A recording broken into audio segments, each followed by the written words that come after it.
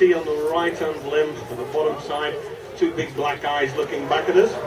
That's Ernie, and Ernie is a Barrows or milky eagle owl, and he's actually the second largest owl in the world, the first being a European eagle owl, but he's the largest owl that lives in Africa, and Ernie's ma and pa originally came from Kenya. But Ernie was born in a very exciting place called Wolverhampton. Now, Ernie is indeed our baby of the gang, so you can do the baby thing. Aww. I think they love you already, Ernie. And on a rich diet of rats and mice and lizards and bugs and beetles, young Ernie has grown very, very quickly indeed. He hatched from an egg, about 75 millimeters across, or 3 inches if you're in old money. And on a rich diet, of rats and mice and lizards and bugs and beetles, he almost grew every day. When we finish the Eagle Show on the 24th of September, we're going to replace that with an owl show. And at the moment, we've got about 6 or 7 baby owls that pretty much look a bit like exploded eiderdowns at the moment. They're covered in fluff and down from head to toe. But it's only with the advent of these sort of big primary feathers and tail feathers that we can actually start to train the birds and fly them. And as I say, it's been a real adventure for Ernie to get to this point. In his life, his mum and his dad would have had to work incredibly hard to provide him with all that food.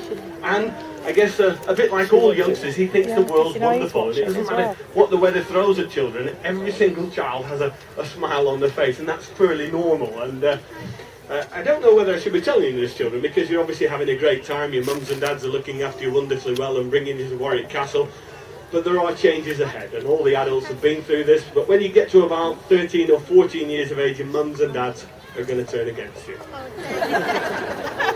Now, I don't want you to worry unduly about that. It's just something that happens. And Ernie, just to give you an idea, is at that very difficult stage. His mum and his dad worshipped every little twig that he sat on, but they are getting a bit fed up of Ernie on the mobile phone all the time, slamming doors, and they want him to leave home.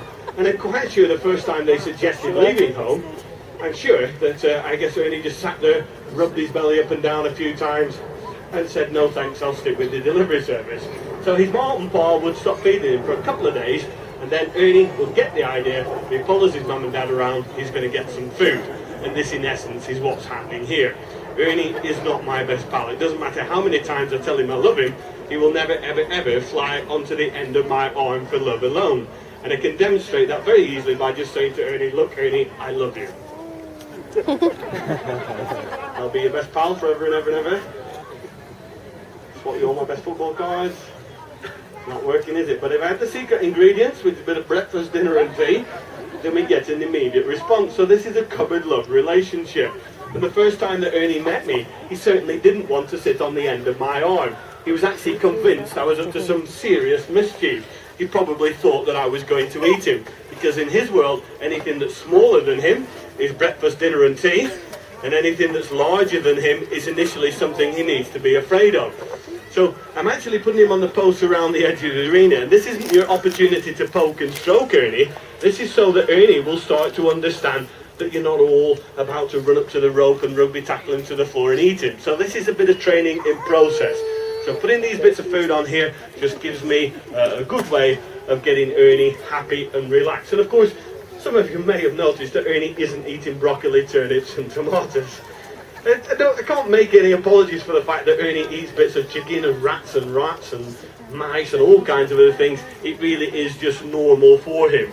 And Ernie does sometimes, I guess, get a bit excited when he sees things that maybe he would want to catch. And that might be something like a squirrel. In fact, Ernie has had a very exciting episode in front of about 3,000 people a few weeks ago. Ernie actually was on that log over there, launched himself straight to the top of that tree over there and actually caught a squirrel that was in the top of the tree.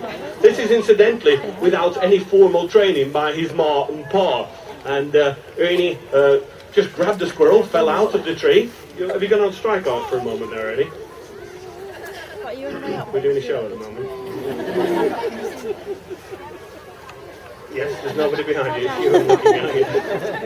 And he grabbed the squirrel, fell out of the tree and ended up in the courtyard.